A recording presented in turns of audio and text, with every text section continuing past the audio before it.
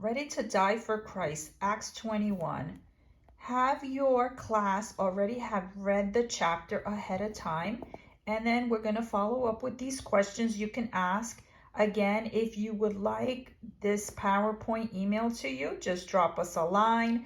No problem. Okay, so we're going to start with the quizzes as usual, and then we'll get into discussion points at the end or fun facts.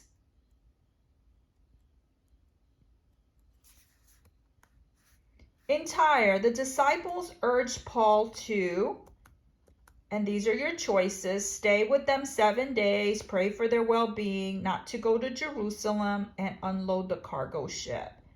So the answer is C, not to go to Jerusalem. You're going to see this happen over and over again in this chapter. In Tyre, the disciples said their goodbye at the temple, on the beach, in the town square, aboard the ship. So wherever Paul went, he found believers and they housed him, and he preached, and usually it was all very nice and camaraderie and brotherhood. In this case, they said goodbye be on the beach, signaling to us that they were hanging on to him as long as they could. Before he got on the boat, they walked him all the way there. They prayed there and said their goodbyes. Whose house did Paul stay in Caesarea?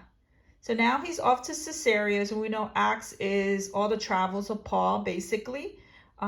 That's what most of the book is about, and his evangelism. So he stayed at D, Philip the evangelist, speaking of evangelists, and he was called one of the 7. What did Agabus the prophet do with Paul's belt?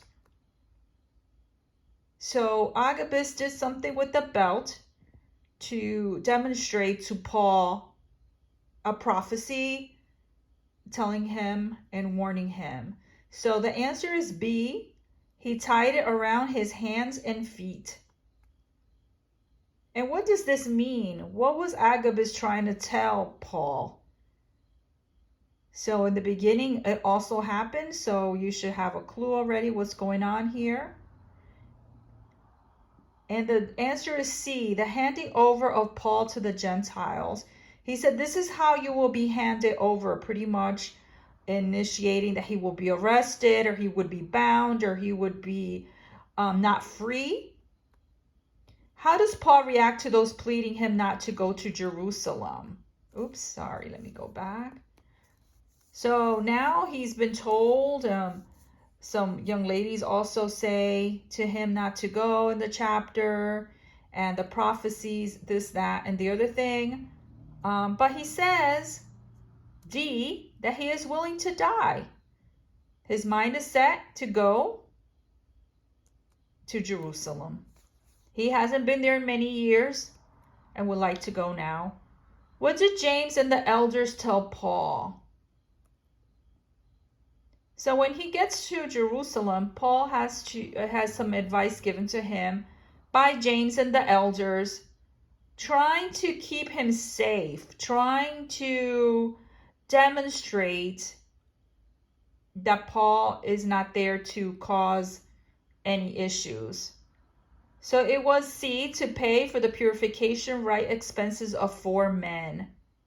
So this was a tradition, a way to show that you're good with the law and the prophets.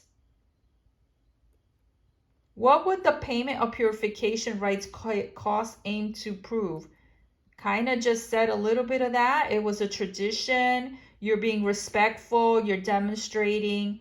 And so the answer is B, that Paul lives in obedience to the law. No harm in doing this. Why not?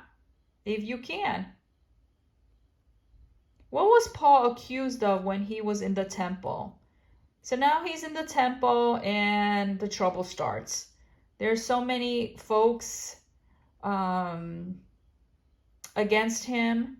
And one of the charges here, besides other things they say, is A, bringing Greeks to the temple, which was forbidden.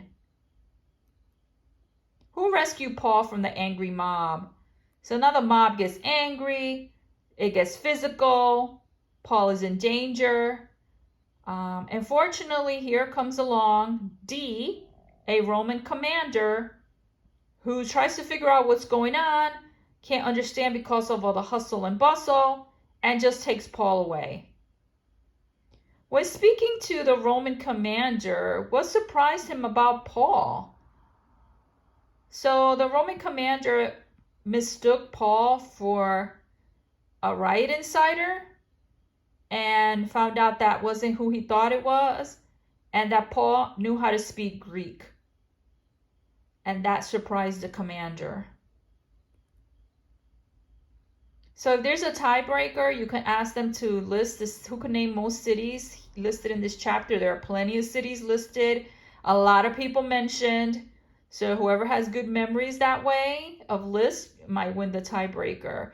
And here we go with some fun facts for discussion. The Egyptian mention, which they thought Paul was also mentioned by the Jewish historian Josephus, led a ragged army of 4,000 men to the Mount of Olives, where they declared that they would take over the Temple Mount. Roman soldiers had quickly scattered them, but the leader got away.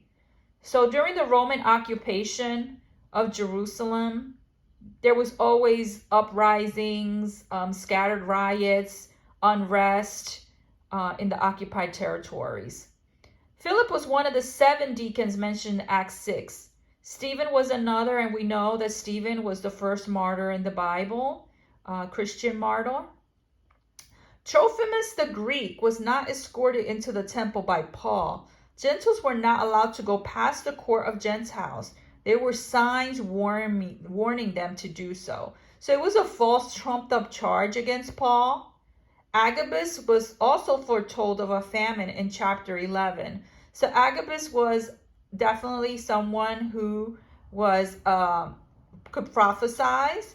Tyre had Christians, but it is unknown who evangelized there first. The Christians brought their families to say goodbye, a sign of respect and good leadership. Again, they really took care of Paul and make sure he had a good send-off. Again, it's a mystery who's the first person to go evangelize there, but when Paul there, they had already known about the way. Nazarene rite seems the Paul had already shaved his head in chapter 18. Many Jewish converts kept traditional elements of Judaism, especially ceremonial aspects. This chapter is believed to have taken place in 57 AD, 25 years since Acts 1. So we have gone a long way since the beginning of this chapter, many years, many miracles, many beautiful people turning their life to Christ, but many trials and tribulations also. Thank you for listening.